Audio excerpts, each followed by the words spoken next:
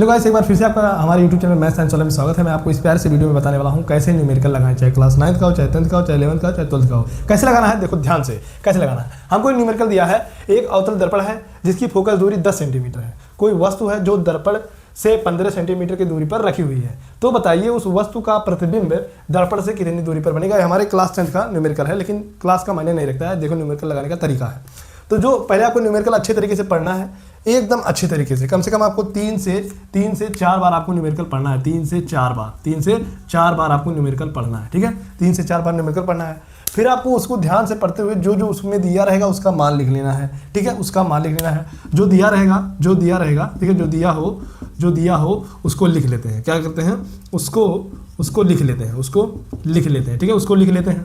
उसके बाद उसको लिखने के बाद फिर हम उस पर बेस्ड फार्मूले को लिखते हैं। क्या लिखते हैं, सूत्र लिखते हैं, ठीक है। उस पर बेस्ड सूत्र को लिखते हैं, ठीक है। पहला स्टेप 3 से 4 बार पढ़िए। दूसरा स्टेप जो दिया हो उसको लिख लेते हैं। तीसरा स्टेप सूत्र को लगाइए। चौथा स्टेप सॉल्व कीजिए। क्या कीजिए, सॉल्व कीजिए, यानी कि हल कीजिए, ठीक है। हल कीजिए। इन 4 स्टेप से आपके कोई भी न्यूमेरिकल हो सॉल्व हो जाएंगे, अगर आपको फार्मूला पता है, ठीक है। कैलकुलेशन आता है। देखो तो ये हमारा न्यूमेरिकल है। इन्हीं 4 स्टेपों पे मैं पहले आपको यही लगा के दिखाऊंगा। देखो कैसे, ठीक है। तो ये न्यूमेरिकल लगाने के लिए सबसे पहले आपको फार्मूले को अच्छे तरीके से याद होना चाहिए। फार्मूले को अच्छे तरीके से जैसे को तैसा मरोड़ कर याद होना चाहिए। तो पहला स्टेप मैं करता हूँ। एक अवतल दर्पण है कि फोकस दूरी 10 सेंटीमीटर है। कोई वस्तु जो दर्पण से 15 सेंटीमीटर की दूरी पर रखी हुई है, तो बताइए उसका प्रतिबिंब कितना दर्पण से कितनी दूरी पर बनेगा। एक बार में बच्चे क्या करते हैं, बहुत जल्दी पढ़ते हैं पहली बार, फिर आपको दूसरी बार में पढ़ना है। जब पहली बार में समझना है, दूसरी बार पढ़ना है। एक अवतल दर्पण है जिसकी फोकस दूरी 10 सेंटीमीटर है। कोई वस्तु, अब देखो यहाँ पर दिया फोकस दूरी। दूसरा बार जब हम पढ़े तो हमको लगा कि भाई फोकस दूरी दिया है, जिसकी फोकस दूरी 10 सेंटीमीटर है। तो कोई वस्तु है जो दर्पण से 15 सेंटीमीटर की दूरी पर रखी हुई है। तो बताइए उस वस्तु का प्रतिबिंब दर्पण से कितनी दूरी पर बनेगा। एक दूसरे बार जब हमने पढ़ा तो देखा भाई फोकस दूरी दिया है। फिर तीसरे बार हमने पढ़ा एक अवतल दर्पण की फोकस दूरी 10 सेंटीमीटर। फिर हमने देखा कौन सा दर्पण भाई, फिर देखे हमने अवतल दर्पण है। क्या क्या मिल गया हमको, तीसरा बार जब हमने पढ़ा तो हमको मिला अवतल दर्पण है, और दूसरा बार हमको फोकस दूरी मिल गई, ठीक है, दूसरा बार पढ़ने पर। उसके बाद फिर कह रहा है कोई वस्तु है जो दर्पण से 15 सेंटीमीटर की दूरी पर रखी हुई है, ठीक है। फिर यहाँ पर हमको एक चीज़ और मालूम हो गया, तीसरे बार में बारीकी से पढ़ते हैं। तो जो दर्पण है उसकी जो दर्पण यानी कि वस्तु है दर्पण से 15 सेंटीमीटर की दूरी पर रखी हुई। हमको 3 चीज़ मिल गए। फिर हमने पढ़ा कि रखी हुई, दो बताइए उस उसका प्रतिबिंब दर्पण से कितनी दूरी पर होगा।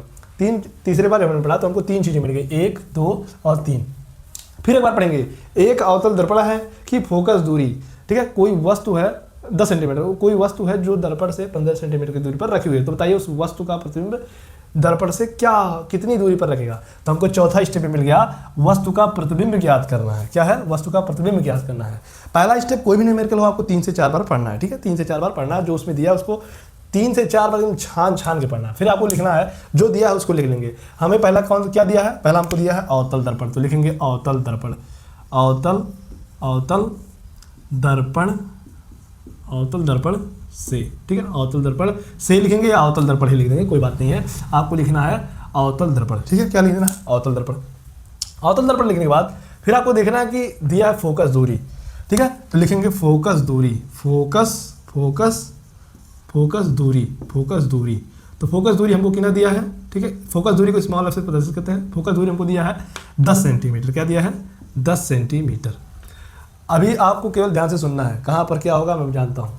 कोई वस्तु है जो दर्पण से 15 सेंटीमीटर की रखी है। फिर रखा वस्तु है जो दर्पण से 15 सेंटीमीटर की दूरी पर रखी है। तो हम लिखेंगे वस्तु की दूरी, दर्पण से, ऐसे लिखेंगे दर्पण से, ठीक है, दर्पण से वस्तु की दूरी, वस्तु की दूरी को हम स्मॉल यू से लिखते हैं। तो वस्तु की दूरी हमको कितना दिया है, 15 सेंटीमीटर। फिर लिखेंगे 15 सेंटीमीटर, ठीक। ये 3 चीज़ हमने देखा, 3 चीज़ हमने लिख लिया, अवतल दर्पण, फोकस दूरी, दर्पण से वस्तु की दूरी। फिर चौथा बार हमने देखा कि हमको ज्ञात क्या करना है, उस वस्तु का प्रतिबिंब ज्ञात करना है दर्पण से कितनी दूरी पर बनता है। ये चीज़ हमको ज्ञात करना है, 3 चीज़। तो हमको ज्ञात करना है वो दर्पण से प्रतिबिंब की दूरी, दर्पण से प्रतिबिंब की दूरी, यानी कि जो वस्तु बना है उसका प्रतिबिंब की दूरी। तो हम प्रतिबिंब की दूरी को v से लिखते हैं, ठीक है। ये बात हो क्लियर। तो हमको प्रतिबिंब की दूरी ज्ञात करनी है, ठीक है। पहले आपको न्यूमेरिकल 3 से 4 बार पढ़ना है, फिर उसके बाद जो दिया है ये उसको नोट डाउन करना है। ये हो गया दूसरा स्टेप। तीसरा स्टेप हमारा क्या कहता है, तीसरा स्टेप इन पर बेस्ड जो फार्मूला है उसको लगाइए। अभी यहाँ पर कुछ मैंने गलती लिखा है, वो गलती आपको पकड़ना है। अगर जो आ रहा है तो कमेंट में लिख दीजिएगा, नहीं आ रहा तो मैं बता रहा हूँ। देखो, जब आप क्लास 10th की फिजिक्स में पढ़ेंगे प्रकाश का परावर्तन और अपवर्तन, तो उसमें हमें इसके बारे में जिक्र किया गया है। तो हम पढ़े हैं कि जो इस टाइप का जो न्यूमेरिकल होता है क्लास 10th में, इसको करने के लिए देखो, एक दर्पण होता है हमारा अवतल दर्पण। कौन सा दर्पण? अवतल दर्पण होता है, एक अवतल दर्पण होता है, और एक होता है उत्तल दर्पण। क्या होता है? उत्तल दर्पण होता है, उत्तल दर्पण। तो जो हमारा अवतल दर्पण होता है, अवतल दर्पण की फोकस दूरी ऋणात्मक होती है। अवतल दर्पण के वस्तु की दूरी ऋणात्मक होती है, अवतल दर्पण के प्रतिबिंब की दूरी धनात्मक होती है। ठीक है, ये बात फिर क्लियर। फिर आता है उत्तल दर्पण। उत्तल दर्पण की फोकस दूरी पॉजिटिव यानी कि धनात्मक होती है, और प्रतिबिंब की दूरी भी धनात्मक होती है, और वस्तु की दूरी चाहे वह अवतल दर्पण हो और ऋणात्मक होती है। चाहे अवतल दर्पण हो चाहे उत्तल दर्पण हो, वस्तु की दूरी सदैव हम ऋणात्मक लेते हैं, और अवतल दर्पण की फोकस दूरी ऋणात्मक, उत्तल दर्पण की फोकस दूरी धनात्मक होती है। ये बात ध्यान में रखना है। इतना कंसेप्ट क्लियर हुआ? अब देखो, अब हम तीसरा स्टेप करेंगे, लगाएंगे फार्मूला। ठीक है, तो हम लगाएंगे सूत्र से। यहाँ पर लिखेंगे हम सूत्र से। क्या लिखेंगे? सूत्र से। सूत्र से। तो हमारा दर्पण का सूत्र क्या है भाई? दर्पण का सूत्र है 1/, ठीक है, small f equal 1/v plus 1/u। ठीक है, 1/u। अगर मैं यहाँ पर माइनस कर दूँ कौन सा सूत्र हो जाएगा? तो ये हमारा लेंस का हो जाएगा। नहीं, यहाँ पर प्लस लगाना है क्योंकि हमारा ये दर्पण है। क्या है? दर्पण, इसलिए प्लस का सूत्र लगाना। ठीक है, तो ये हमारा हो गया सूत्र। हमने किया सूत्र से। सूत्र से। अब देख रहे होंगे आप, ये भाई f क्या है, v क्या है, u क्या है? f क्या है, v क्या है, u क्या है? तो जो हमारा f होता है वह दर्पणों का फोकस दूरी होता है, जिसे हम स्मॉल f से प्रदर्शित करते हैं। कब ऋणात्मक होता है, कब धनात्मक होता है, वो तो मैं बता ही दिया हूँ।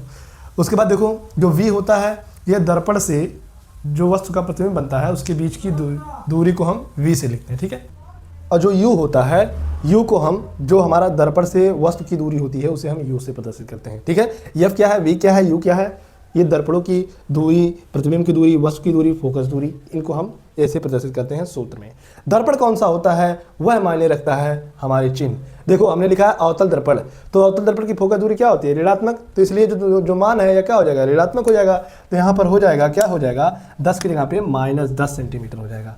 और वस्तु की दूरी, तो वस्तु की दूरी चाहे अवतल दर्पण हो चाहे उत्तल दर्पण हो, हमेशा नेगेटिव होता है, इसलिए यह भी माइनस हो जाएगा। अब v का जो मान आएगा, अब वह देखो नेगेटिव आता है कि पॉजिटिव आता है। अगर जो पॉजिटिव आता है तो दर्पण क्या होता है? आभासी बनेगा। अगर नेगेटिव आएगा तो जो हमारा प्रतिबिंब बनेगा, सॉरी हमने एक चीज़ गलत बोल दिया, अगर जो v का मान धनात्मक आएगा तो वस्तु आभासी बनेगा, अगर v का मान ऋणात्मक आएगा तो वस्तु वास्तविक बनेगा। ठीक है, तो ये हमसे पूछा नहीं है कि आभासी की वास्तविक, हमको केवल मान ला देना है, हमको इसका मान बता देना है, बस और कुछ नहीं करना।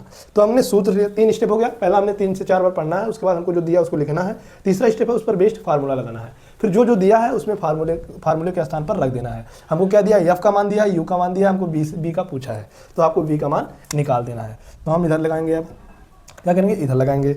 अब करेंगे सॉल्व। तो 1/f के स्थान पर लिखेंगे 1/f का मान कितना दिया है? -10, तो यहाँ पर हम -10 रख देंगे। बराबर है तो बराबर लिख देंगे। 1/v का मान हमको ज्ञात करना है, तो हम v को ऐसे लिख देंगे। फिर यहाँ प्लस है, चिन्ह का भाई विशेष ध्यान रखना। चिन्ह अगर जो गड़बड़ हुआ तो सारा क्वेश्चन सॉल्व गलत हो जाएगा। तो चिन्ह है हमारा पॉजिटिव, तो पॉजिटिव लिखेंगे। फिर लिखेंगे 1/u का मान हमको दिया है, तो यहाँ पर u है, u का मान हमको दिया है -15 सेंटीमीटर, तो -15 सेंटीमीटर हो जाएगा। ठीक है, -15 सेंटीमीटर हो जाएगा। ये बात हो क्लियर? अब देखो, सीरियल वाइज चल रहा हूँ, अच्छे से बता रहा हूँ, ध्यान से देखना तो कर ले जाओगे, चाहे जो भी क्लास का हो। तो ठीक है, अब इसको सॉल्व करेंगे। कैसे सॉल्व करेंगे? तो हम लिखेंगे 1 -1/10। ठीक है, चाहे इसको ऐसे भी लिखो चाहे इसको ऐसे भी लिखो, कोई बात नहीं है। तो 1/v प्लस माइनस -1/15 हो जाएगा। क्या हो जाएगा? 15। अब इस -15 को जब आप इधर लाओगे, ठीक है, जब -15 को आप इधर लाओगे तो माइनस की जगह पर प्लस हो जाएगा। तो हम इसको लिख देंगे 1/15 -1/10। ठीक है, थोड़ा अच्छे से लिख देता हूँ भाई, माइनस, ठीक है, 1/10 बराबर 1/v। ठीक है, देखो इसको मैंने इधर लिया है, बस माइनस की जगह पे यही है। अब इधर आएगा प्लस हो जाएगा। अब इसको सॉल्व कर लो। अब इसका एलसीएम ले लो। 15 और 10 का एलसीएम ले लो। एलसीएम भी नहीं आता है तो देख लो कैसे निकालना है। 15 और 10 का एलसीएम निकाल लो भाई। तो इसका निकाल लो, किससे कटेगा? 2 से पहले काटो, तो 2 से काटोगे तो 5 आएगा। फिर 5 से काट दो तो आएगा हमारा 3 और 1 आ जाएगा, फिर 3 से काटोगे तो 3, उसके बाद 1 आ ही जाएगा। तो कितना आ जाएगा, 5 दूनी 10 तियाएँ 30 हो जाएगा। तो कितना हो जाएगा 30, एलसीएम ले लिए। अब 30 में 15 को जब 30 में भाग दोगे तो आएगा 2, 2 को यहाँ पर गुणा कर देना है, तो आएगा हमारा 2, माइनस का है तो माइनस लिखेंगे 3, 10 का भाग जब 30 में देंगे तो आएगा 3, 3 का 1 में गुणा करेंगे तो आएगा 3। उसके बाद लिखेंगे हम 1 बटे क्या लिखेंगे v, 1 बटे क्या लिखेंगे v। तो जब 1 बटे v लिखेंगे, अब देखो 2 में से 3 को घटाएंगे तो आएगा हमारा 1 बटे 30 आएगा। तो अब यहाँ पर छोटा सा बॉक्स बनाकर लिख देता हूँ क्योंकि जगह नहीं है, ठीक है। अब यहाँ सॉल्व करूँगा, यहाँ पर देखो, यहाँ पर एक चीज़ बना लेता हूँ। तो हमारा ये आया, तो इसको हम लिख सकते हैं माइनस 1 बटे 30 1 बटे v बराबर, ठीक है, 1 बटे b बराबर माइनस 1 बटे 30 लिख देंगे, ठीक। अब देखो v को यहाँ पर ले जाएंगे और 30 को यहाँ लाएंगे तो लिखेंगे 30 बराबर माइनस b, तो b बराबर माइनस 30 सेंटीमीटर आ जाएगा। तब देखो हमारा मान निकल करके आ चुका है, b का मान हमारा ऋणात्मक आ चुका है, ठीक है। तो जब b का मान ऋणात्मक आ चुका है, देखो अवतल दर्पण हो चाहे उत्तल दर्पण हो, b का मान कहीं कहीं पर पॉजिटिव होता है, कहीं कहीं पर नेगेटिव होता है, ठीक है। तो देखो यहाँ पर ऋणात्मक आया है b का मान माइनस 30 सेंटीमीटर। तो अवतल दर्पण में जाहिर सी बात है, अवतल दर्पण में जो प्रतिबिंब बनने के 6 नियम होते हैं, ठीक है। 6 में से एक नियम केवल होता है जहाँ पर b का मान पॉजिटिव होता है, नहीं तो हर जगह 5 जगहों पर b का मान नेगेटिव ही होता है। तो उन्हीं 5 में से ये वाला क्वेश्चन था।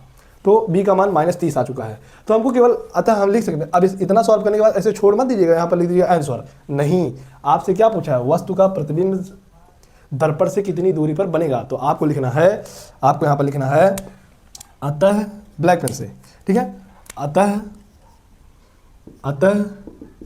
वस्तु का प्रतिबिंब जो है, वस्तु का प्रतिबिंब दर्पण से माइनस 30 नहीं लिखिएगा, केवल 30 लिखिएगा, प्लस 30 माइनस 30 नहीं लिखना, केवल आपको 30 लिखना है। तो माइनस 30 आंसर आया, सही है आपका, लेकिन माइनस 30 नहीं लिखना, केवल लिखना है 30 सेंटीमीटर की दूरी पर, ठीक है, दूरी पर बना है, दूरी पर बना है, ठीक है। ऐसे आप जब इतना लिखेंगे तो आपको लिखना है आंसर, तब आपको फुल में से फुल मार्क्स मिलेगा। अगर यह 5 नंबर का होगा ना तो आपको 5 में से 5 पूरा मिल जाएगा, ठीक है, 5 में से 5 पूरा मिल जाएगा, ठीक है। तो आई होप आपको समझ में आया होगा। तो कोई भी क्लास का न्यूमेरिकल हो उसको लगाने के 4 स्टेप होते हैं, ठीक है, जिसे मुझे मेरे टीचर ने बताया था। तो देखो पहले आपको न्यूमेरिकल 3 से 4 बार पढ़ना है, उसके बाद जितना उसमें दिया है उसको आपको लिख लेना है, ठीक है। उतना लिखने के बाद उस पर बेस्ड कोई फार्मूला होता है, उस फार्मूले को लिखने के बाद, ठीक है, उस फार्मूले के लिखने के बाद जो जो फार्मूले में से जिसका मान दिया होगा उसको उसी जगह पर रखेंगे, फिर उसको सॉल्व करेंगे। सॉल्व करने के बाद जो मान आएगा उसको हम लिखेंगे, उसके बाद ऐसे लिखेंगे जो जैसे हमसे पूछा होगा, ठीक है। मान लाने के बाद ऐसे आपको लिखना होता है। इतना करने के बाद तब जाकर के आपका कहीं एक न्यूमेरिकल तैयार होता है। तो आई होप आपको इस प्यारे से वीडियो में न्यूमेरिकल लगाने का तरीका अच्छे से समझ में आया होगा। समझ में आया होगा तो वीडियो को लाइक कीजिएगा, चैनल को सब्सक्राइब भी कीजिएगा। मिलते हैं नेक्स्ट वीडियो में, तब तक के लिए bye bye, love you all, take care. ऐसे ही मजेदार वीडियो को देखने के लिए हमारे चैनल को सब्सक्राइब जरूर कीजिए।